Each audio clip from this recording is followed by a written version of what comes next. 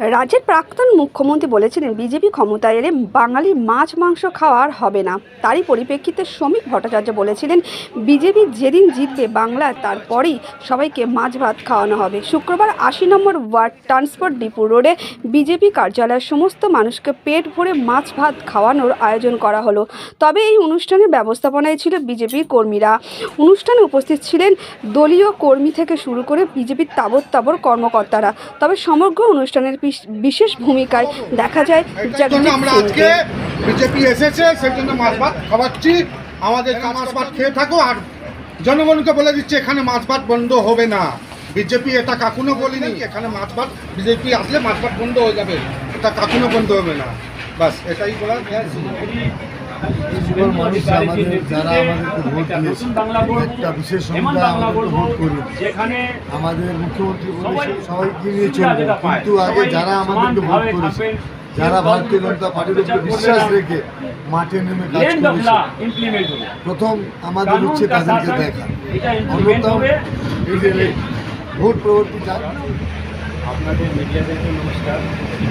আপনাদের মাধ্যমে আমরা সমস্ত সনাতনী ভাই বোনদের যাদের দিনের যে প্রতারণা ছিল সেই প্রতারণা থেকে মুক্তি পেতে জন্যে এবার ওনারা ভারতীয় জনতা পার্টিকে আমাদের माननीय मुख्यमंत्री माननीय हमारे नेता सुरेंद्र अधिकारी से हैं।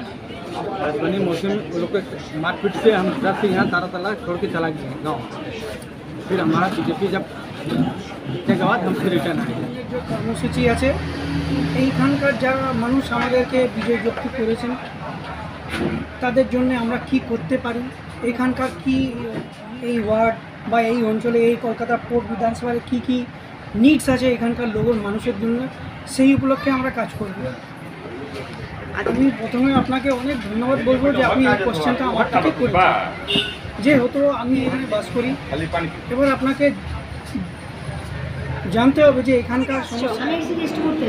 আচ্ছা আচ্ছা, এদের সাথেই যুক্ত ছিলেন? হ্যাঁ আগে থেকে আছি।